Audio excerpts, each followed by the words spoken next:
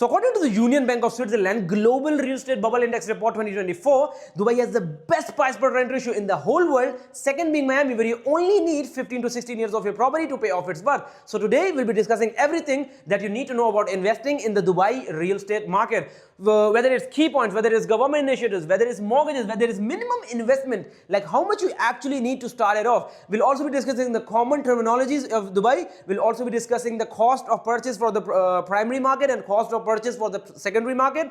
And we'll also be discussing lastly where you should be investing right now, whether you want to invest in a villa, whether you want to invest in an apartment, or whether you want to invest in a townhouse. We'll also be discussing that. So without further ado, let's jump right into it. First things first, when you talk about the safety aspect of it, you need to take two things into consideration. One, your personal safety, and second, your investment safety, like is your investment secure or not. If you talk about the personal safety, that favorite watch that you want to go and wear everywhere you want to go, you cannot wear that in London because you will get robbed over there, and that for sure. If you think that your kids are safe going to the school, that's not US, because your kids will come back and they'll have a certain level of programming done to them. If you think that you can go on the streets and there won't be riots, that's Berlin, because they have a lot of immigration coming towards them. They have a lot of problems with the natives, and the natives have a lot of problem with the immigrants. So it's not safe for both of these sides. But in Dubai, you have none of that. Second point, location. When it comes to location, if you look, we have to look at Dubai from a general point of view. We have to look at it from above the map. So if you look at it from above the map, you'll see that Dubai is literally in the center of the world. Anywhere you want to go in the world, anytime, any day of the week, you can literally go there. Maximum duration of the flight, 14 hours. That's the maximum it's going to take you to go anywhere on like the other side of the globe. Apart from that, we have the busiest airport in the world. There's that one flight every 2 minutes. So you can get an idea how busy and how big the airport is. Secondly, we have the biggest airport in the world, Al Maktoum Airport, coming up in the next few years, which is going to be like 7 times bigger than the already busiest airport in the world. So there'll be because in the current DXB airport, it has a lot. It's very big, but it has a lot of construction in the surrounding area. So there's no place to really expand it. So they're making a new airport which is 7 times bigger and 7 times better as well in Dubai South. So they'll transfer a lot of traffic to us there. Third point, diversity. In diversity, I'll give you a personal example of mine.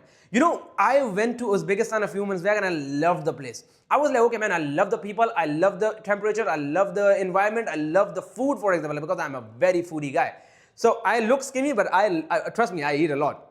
So when I came back, I was thinking that, okay, I need to eat that food again, but how will I eat that food again? Because Japanese food, Chinese food, Italian food, you can find it anywhere. But Uzbek food, African food, Indonesian food, Malaysian food, Philippine food, like Pakistani Indian food, I think also you can find anywhere. But you cannot find most of these native foods anywhere in the world because it's very far from it. For example, if you're living in US, the spices you can get from here, you cannot get from there. So the food is not same. It's very different. Anywhere you can go in Dubai, you can find native foods all over the place because 88% of the Dubai population is expats. So there's not that many Emiratis over there. Emiratis are there, but of course there's only like 12% because 88% are expats in the whole UAE. So it's a very hot spot for mixed culture where they bring the best of their own culture from all over the world. So coming to our fourth point, which is easy investment. You might think that, okay, easy investment, we think, okay, man, I can get a property over there. But easy investment is a whole new level over there. All you need for you to invest in the Dubai real estate market is your passport, your email, the investment, and your like proof of residence wherever you are. Like not proof of residence, like you're literally like the verbal aspect or like in written. Like, okay, I live over there in, for example, Singapore, like blah, blah, blah, I live over there. That's all you need for you to invest in Dubai. There's no track record check, there's no bank check, there's no nothing, there's literally nothing.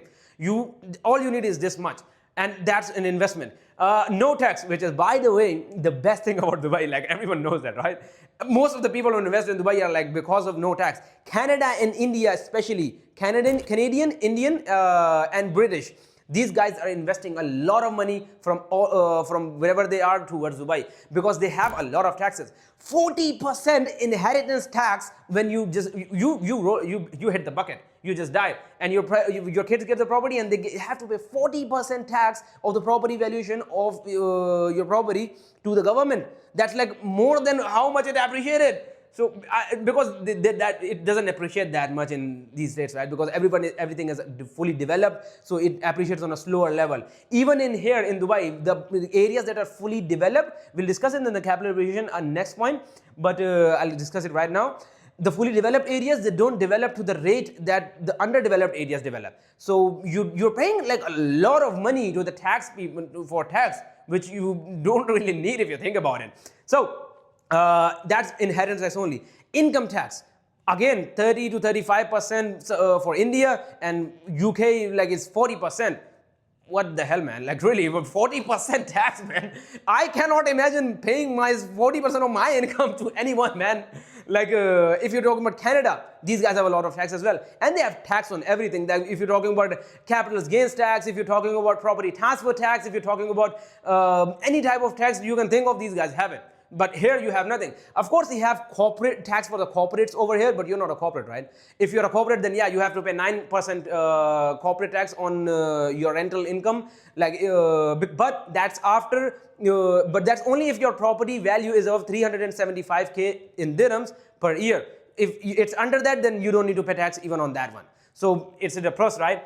Capital appreciation, again I think we already discussed it, but underdeveloped areas generally speaking appreciate on like 6 to 7% on a yearly basis, but just to keep in mind it's 5 to 10%. That's developed areas, sorry. But for the underdeveloped areas it's 15 to 20%, because in developed areas you know that okay, this place is there, this place is there, this place is there, and you know that okay, that property is there and it's already developed, right? But in an underdeveloped area you don't know what's going to come up. Like for example, there's a very big mall coming up right next door, so it appreciates the value. Or for example, there's a very big hotel apartment coming up right next door, that appreciates the value. Or for example, another big developer launch a community next door to where you have an investment, that increases the value. So in an underdeveloped area, you have this possibility of getting a higher appreciation compared to the ready market. If you're talking about like for example on the ROI side, which is our next point, you can say that getting something in a developed area is better than getting something in an underdeveloped area if your goal is ROI. But again, you can buy something literally of half the price of the secondary market and the primary market. I think, for example, first of all, we need to discuss the terminologies. Then we can say that, okay, we need to discuss the calculation and everything side. Terminologies, off-plan, I know most of you are aware of it, but off-plan literally means under construction or planned to be constructed. That's what off-plan means. It's not ready yet. It's in the air right now. It's in the books right now. It's not ready yet. Ready market is constructed, like a building that is constructed is ready to move in. That's a ready property. That's a ready unit. Primary market, you're the first owner. You're getting it straight from the developer, or you're getting the property as a first owner from the government, like whatever, you're buying a plot or whatever, stuff like that. You're the first owner of the property. Secondary market, you're the second owner. You're buying it on a resale market. You're buying it from someone who's already bought it, who's somebody, like for example, he bought a land, he made a villa on it, and now he's selling. So you're buying it from an individual. You're not buying it from a business or a corporate like a developer. So that's the secondary market. ROI, when it comes to ROI, you need to take two things into consideration. Again, whether you want to go with the long-term strategy or you want to go with a short-term strategy. By long-term strategy, I mean the long-term rental, and by short-term strategy, I mean the short-term rental. Long-term rental is considered 1 year or above 1 year rental contracts is considered a long-term rental. Like let's suppose if you have a rental property, commercial rental or anything, because commercial rental properties are like sometimes they're rented for 10 years as well. That's considered long-term rental. 1 year or above long-term rental, 1 year below than 1 year, whether it's quarterly, half yearly, or daily, or like weekly or monthly, whatever, it's considered short-term rental. You have a higher possibility of getting a higher percentage in a short-term rental because it's rented on a daily, day-to-day basis. People are coming going in and out on a daily basis. You have a higher flow of people into your property. That's why you have a higher percentage. Short-term rental, if you ask me, I would recommend you get something in the beachfront area. I would recommend you get something in the, for example, a very dense area where like there's a lot of people coming in and going out. That's where I would recommend you get a short-term rental. But for the short-term rental, you might need, if your goal is to go for a short-term rental, then most of the time the property that is good for short-term rental can be rented for a long-term rental as well. But the property is good for a long-term rental might not be that good for the short-term rental. But again, if you're a first-time investor, if you're not that one who's like, okay, I want to be, if you're not that into the Dubai market already, then yeah, you need to go for the long-term rental. I won't recommend short-term rental because it's very risky for the first-time investors. For example, a whole month your property wasn't rented, so you'll be in your head thinking like, okay, man, the property is not rented, blah blah blah. I have already invested in this and this and that. The mortgage payment is coming and stuff like that. You'll be worried about that. But in the next moment, the property like gets 100% like occupancy rate. So it's a little bit over the edge. So I would recommend a short-term rental when you're going towards a first-time investment. Long-term rental, 7 to 9% generally, but in the highly dense area, for example, one more thing before we go into this, in the long-term rental, bad units, bad location, most of the time does very good on the long-term rental side, because you're buying a property cheap and you're renting it out according to market level, so it increases your percentage. I have properties in JVC. I won't recommend JVC to anyone, by the way, but it's good for rentals. I have properties in JVC that are generating 10% net ROI on an yearly basis. Studio apartments, 1-bedroom apartment, 10% net ROI. That's almost as good as short-term rental.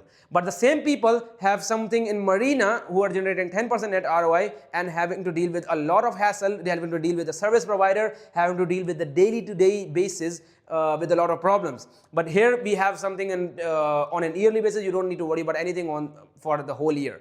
That's what you need to do. So 7 to 9% you can expect on the long-term rentals, and short-term rentals you can expect an upwards of 11%. By the way, I'm talking about all of this on a net basis. So next we have the golden visa. You need to invest 2 million dirhams for you to be eligible for a golden visa. It gives you 10 years worth of access to the going in and a multiple entry access to in and out, and you can actually sponsor your family towards it as well, and it's auto renewable after 10 years as well. For example, if you bought a property worth of 2 million dirhams, which is 545k USD in USD. So that golden visa is not linked to your passport or your ID card or anything. That is literally linked to the property. You have to sell, if you want to sell that property, you will have to cancel that visa and you'll have to transfer that visa to another property of the same worth or more to be eligible for that visa again. Otherwise, if you sell the property, you lose the visa as well. In that visa, you can sponsor yourself, you can sponsor your husband, your wife, you can sponsor your kids, you can sponsor your parents, and you can sponsor one maid as well. That's what you can get in the golden visa. In the investor visa is literally same thing, but it's for 2 years, and it's it's renewable after 2 years as well. But the investment and the lifespan of the visa is a little bit lower. Instead of 10 years, you're getting 2 years, but in here, instead of 545k USD, you only need 204k USD worth of property for you to be eligible for an investor visa, which is 750k in AED. Now, coming to the government initiative side, let me move over here. We all know that Dubai is a very growing city. Like, we all know that it's always expanding, it's always growing. That's the beauty about Dubai. That's the best part about Dubai. That's why the real estate over here is so good. Dubai 2040 urban master plan. Literally, their plan is to make the whole land of Dubai, 60% of the land of Dubai, green. So because it's hot, right? It's hot over here. If you take any community, for example, like even right now, you take Dubai Hills, you take the Mark Hills, you take Acres by Miraz, you take the Mark Lagoons, for example. When you walk into these communities, you notice that there's a lot of green over there. Like, if you guys want, you can like ask me directly. I'll share some clips as well, like of the whole area, like from drone or like driving through, because I drive through there a lot. So maybe I can send you a video as well. But you'll notice from yourself that there's a lot of green. There's more green than land over here. So that's what they plan to do by 2040 as well. Like, make 60% of the Dubai land green. Dubai Future Estate Accelerators, literally they want to partner up with future inventors. So if they have an idea, if they have a product, if they have anything that can improve the Dubai market or improve the Dubai as a whole, they want to help you after that. So they want to partner up with you. Dubai Clean Energy Strategy 2050. By 2050, they plan to make 75% of Dubai's energy sustainable from sustainable and clean energy sources. That's literally what they want to do. This is the most important one. Dubai D33 agenda. Foreign trade, they want to make it go from 14.2 trillion to 25.6 trillion dirhams. Foreign direct investment, they want to make it go from 32 billion to 60 billion, totaling around 650 billion dirhams by 2033. And private sector investment, they want to make it go from 790 billion to 1 trillion dirhams. That's what they want to do by 2033, because it's a 10-year agenda. They started in 2023, now it's going to end in 2033, and in 2033 they're going to have another plan. So coming to our next plan, coming to our next point, mortgages, residents. For residents, mortgage, you can typically say that for residents the mortgage is 80%, and for the non-residents is mortgage is for is 60%. Resident is someone who has an Emirates ID. Non-resident is someone who doesn't have an Emirates ID. So if you have an Emirates ID, you are eligible for an 80% mortgage on your investment. So if you're a non-resident, you are eligible for a 60% mortgage on your investment, real estate investment. For the secondary, again, it's 80% for both and 60% for the other, because for the secondary, you're buying something ready, you're buying a ready property, so it's 60%. You have to put 20% down from your pocket, 80% the bank will give you. But for the primary, it's a little bit complicated.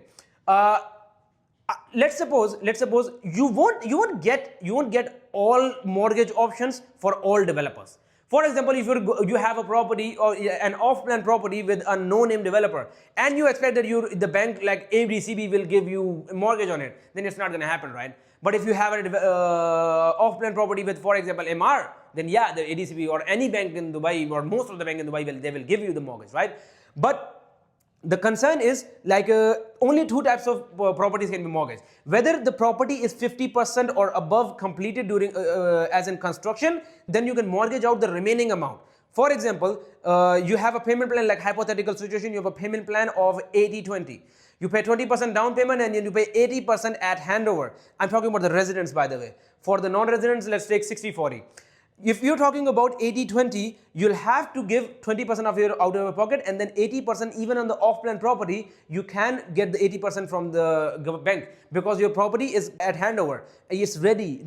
You have to show something to the bank that, okay, we have this property, we have this physically in the world, so you can give the mortgage. And that's with the big developer. That's not with an average developer. With the primary, it's literally the same thing, like but 60%. You can get up to 60%. For example, if you have a property with a 60-40 payment plan, where you pay 40% during construction and 60% at handover, then you can, that handover amount of 60%, you can mortgage it out, or you can mortgage it out even when the property is 50% under construction. Now, I'll name a few developers. For example, Miras, Nakhil, Imar, Aldar, Shoba, Demak, for example, not Demak, by the way, big developers like that. If you want to go for mortgage, if you have a property with these guys and you want to get a mortgage on an off-plan property, then yeah, you can go 100%. They're not going to have a problem with that. But if you have a property with, I won't name, like with no name developer, like nobody knows them, and they're like small time, so yeah, the bank won't give you the mortgage. So I believe we already discussed the terminologies. We'll be discussing the cost of purchase for the primary and cost of purchase for the secondary. For the primary, you have four costs, which is property price, whatever the price of the property, villa, apartment, or anything, whatever the price of the property. You have 4% DLD on top of the price. Like for example, you have bought a property of 1 million dirhams. You pay an extra 40% or 40k of 40k on the 1 million dirham as a DLD registration fee, because that's the Dubai Land Department fee. You have admin fee of 580, and then you have an akut fee of 3,150. Generally speaking, admin fee and akut fee, you can think of it like 5k in dirhams, which is like 2k in USD approximately. Speaking about this, by the way, like akut, by the way, is a pre-title deed. You have a title deed which is given on handover, and then before handover you need to have some papers, right? You have an SPA and then you have an akut, which is akut is the pre-title deed. SPA is the sale purchase agreement. I should have mentioned that as well. Secondary market, you have to pay the property price again. You have to pay the DLD. DLD, by the way, DLD fee is always paid by the buyer. Like if you're the seller, you don't pay DLD, the buyer always pays. If I want to purchase the property, I always pay the DLD on every transaction, 4%. Trustee fee is 4k, which is like you'll have for the secondary market, you have to go at the trustee fee, trustee office, so which is like same as akut fee, to be honest. Title deed fee, trustee fee, same thing. Admin fee for the DLD, which is 580, same as this one, and then you have NOC fee. NOC fee is literally what you get from the developer. Like whoever is the master developer of your project where you have the unit, you have to get an NOC from them that that they have no objection from you for you to sell your property. That's NOC fee. For the small developer, there's 500. For the big developers, it's up to like 5,250. That's what you get for the big developers. But it depends on developer to developer. Where you need to invest right now. Lastly, if your goal is to go towards the rental side, like you want to go towards the rental side and you say that, okay, I wanna generate a lot of cash flow, I want to generate a lot of rental income coming in, then you need to go towards the apartment side. You don't want to go towards the villa side, you don't want to go towards everything because the price of the villas are higher and so it decreases the ROI. But the price of the apartments are lower, so it increases the ROI.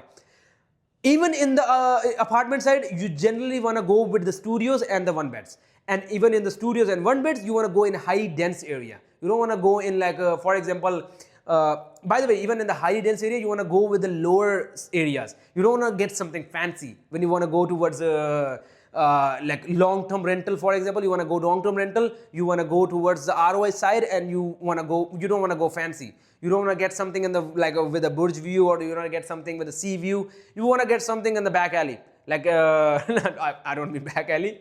You want to get something in the behind areas, like for example JVC, for example International City, for example Arjan, for example Sports City, for example Furjan. You want to get something in those areas. But if you want to go towards the short-term rental side, then yeah, you need to get a fancy apartment. You need to get, even if you're one bed, even if you're two bed, you need to get a fancy something. You need to get something that has a certain attraction towards it. You need to get something that has that can attract people, whether it's a view.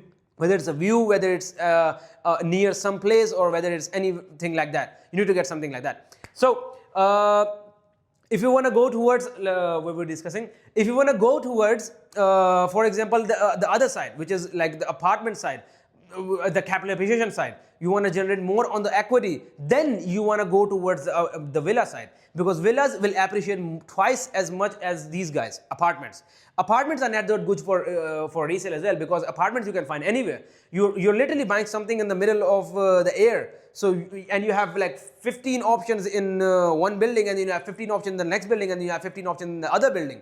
You have a lot of options when it comes to apartments. But in the villa, in the townhouse community, there is not that much availability going on right now. And especially, it's good for the resale. It's good for making equity. If you buy, of course, it depends on your budget as well. Like for example, if you have 1 million dirhams, then you cannot go for the villa, right? Then you have to go for the apartments. But if you have a budget of, let's suppose, 6 million dirhams, then yeah, you don't want to go for the apartments, you want to go for the villa. Because in apartments, let's suppose, hypothetical situation, dream world, you can make 10% net ROI on an yearly basis. But if you get a good investment on a villa, then you can make twice as much. You can make 20% on an yearly basis on the villa.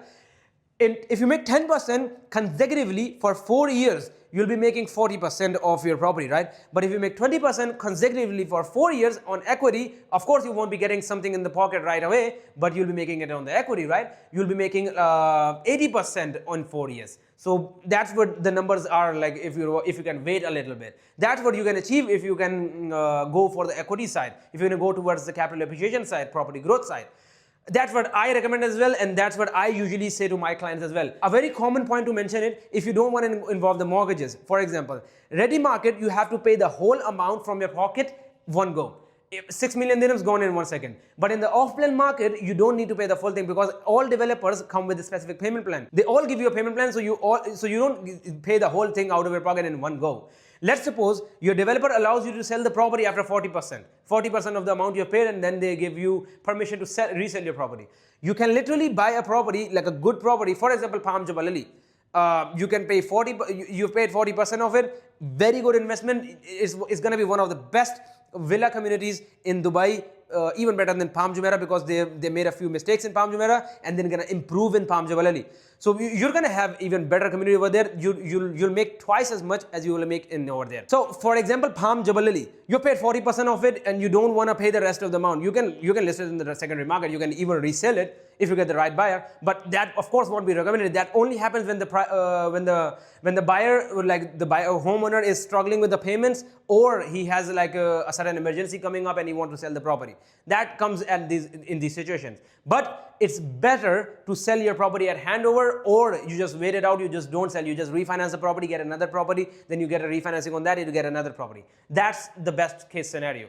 So I think that's about it. I think that's about what most of the topics cover. I try to make this as brief as possible. Like, I don't want to go into a bit more detail, because next videos I'll be making detailed calculations, like as to, like, if you want to buy a property of 2 million dirhams and it's off-plan property and it's already paid 60%, how much you need to pay to the seller, and how much you need to pay to the developer, and how much you need to pay for everything, like extra costs and stuff like that. I'll be doing video on that, and I'll be doing videos on specific as well, like for example waterfront versus mainland, apartments versus villas, secondary market versus primary market. I'll go in bit more detail on that, because this one I just tried to keep it as simple as possible. So if you're still around, and if you have any questions regarding anything, that Conan, what is this, what is that, you can always write me a comment, you can always DM me on Instagram, you can always reach out to me, and I'll try to help you as best as I can. And that's about it. So wish you all the best. Bye.